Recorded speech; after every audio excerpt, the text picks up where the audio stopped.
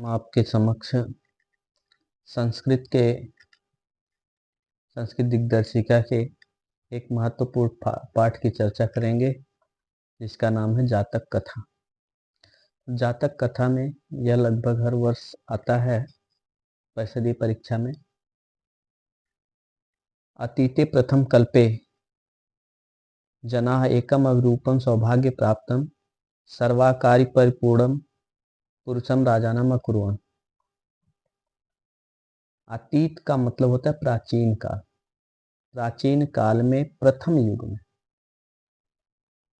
लोगों ने एक विद्वान, सौभाग्यशाली एवं सर्वगुण संपन्न पुरुष को राजा बनाया। चतुष्पदा अपि सनिपत्य एकम सिंहम राजानम अकुर्वन्। चौपायों अर्थात पशुओं ने भी इकट्ठा होकर एक शेर को राजा बनाया। उसके बाद क्या हुआ? ततः शकुनिगड़ा हिमवत् प्रदेशे एकस्मिन् पाषाणे सनिपत्य मनुष्येषु राजा प्रज्ञायते तथा चतुष्पदेश्च। उसके बाद हिमालय प्रदेश में एक चट्टान पर एकत्र होकर पक्षीगण ने कहा कि मनुष्येषु राजा प्रज्ञायते, मनुष्यों में राजा जाने जाते हैं। चतुष्पदेश्च, और चौपायों में भी अर्थात पशुओं में भी राजा जाने जाते हैं। अस्माकं पुनरांतरे राजा नास्ति, किंतु हमारे बीच कोई राजा नहीं है। एको राजा स्थाने स्थापयितव्यः इति उक्तवन्तः। उन्होंने कहा कि किसी एक को राजा के स्थान पर स्थापित करना चाहिए। अथ ते परस्परम अवलोकयन्तः एकम उलूकम दृष्ट्वा अयम नो रोचते इत्यवोचन्।